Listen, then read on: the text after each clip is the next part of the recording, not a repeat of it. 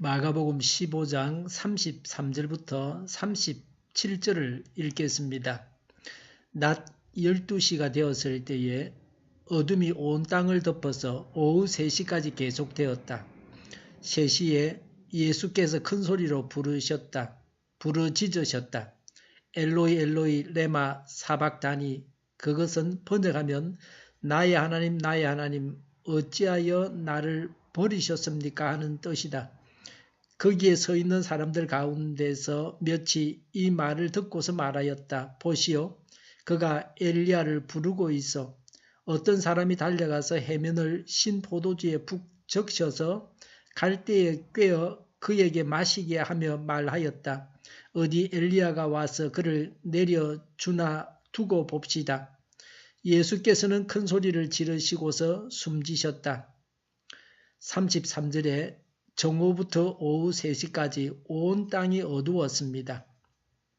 예수님은 오전 9시에서 오후 3시까지 6시간 동안 십자가에 매달려 계셨습니다.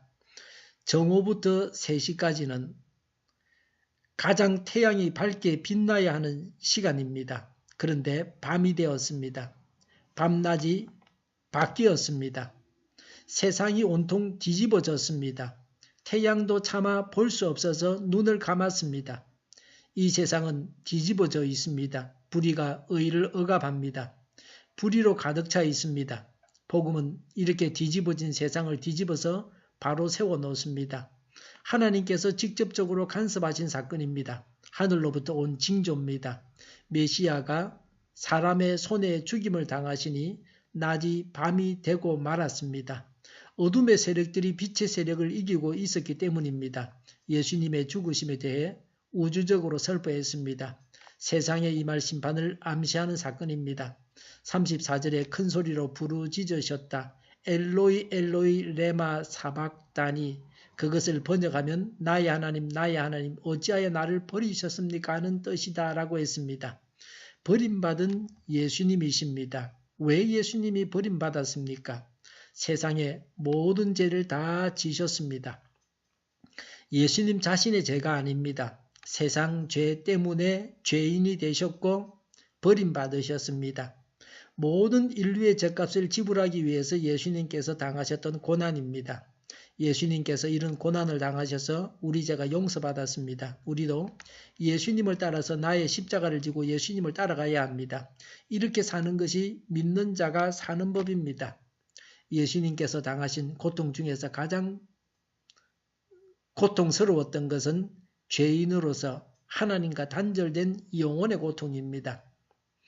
육체적인 고통도 있었고 수치를 당하는 고통도 있었습니다. 그러나 가장 고통스러웠던 것은 하나님과 단절된 영혼의 고통이었습니다. 하나님이 우리 안에 계시고 하나님과 동행하는 삶을 살아가고 있습니다. 그래서 우리 믿는 자들은, 불신자들이 하나님과 단절되어서 느끼는 고통을 알지 못합니다. 불신자들의 이런 고통을 헤아려서 불신자들을 이런 고통에서 구원하기 위해서 우리가 전도해야 합니다. 35절에 그곳에 있는 사람들이 예수님께서 엘리야를 부른다 했습니다. 무슨 말씀인지를 몰랐습니다. 운명하시기 직전에 하신 말씀이니 잘 알아듣지를 못했습니다.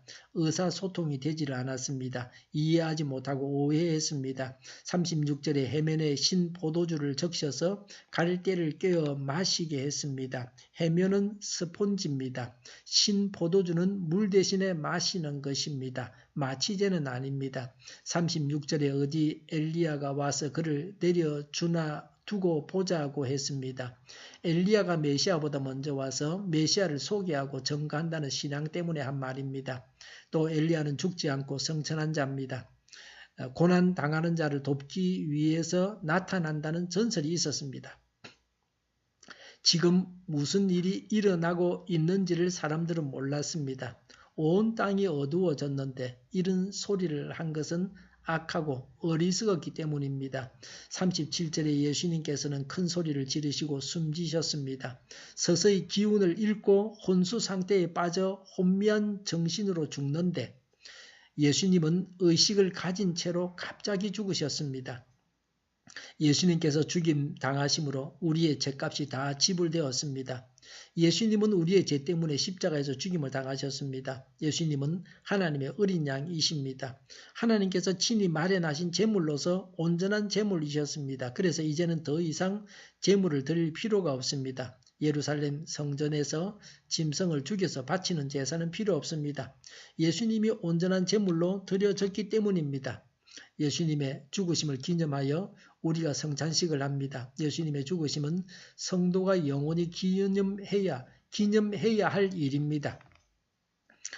예수님은 성찬식을 행하여 예수님의 죽으심을 기념하라고 명하셨습니다. 그래서 우리가 성찬식을 하여 하나님을 예배해야 합니다.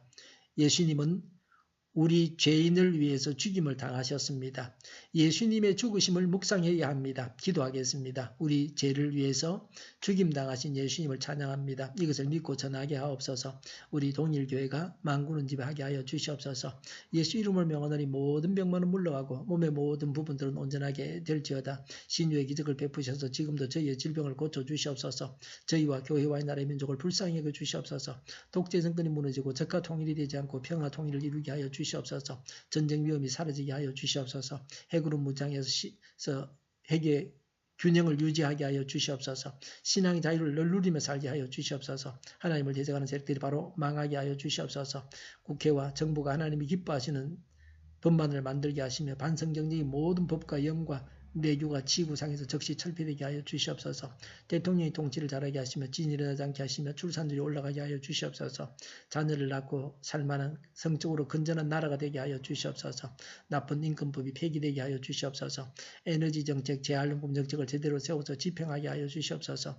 늘 맑은 공기를 마실 수 있게 하여 주시옵소서. 오늘도 성령님을 따라서 차고 넘치는 삶, 복된 삶을 살게 하여 주시옵소서. 감사와 찬양을 주님께 돌려드리며 예수님의 이름으로 기도하옵나이다. 아멘.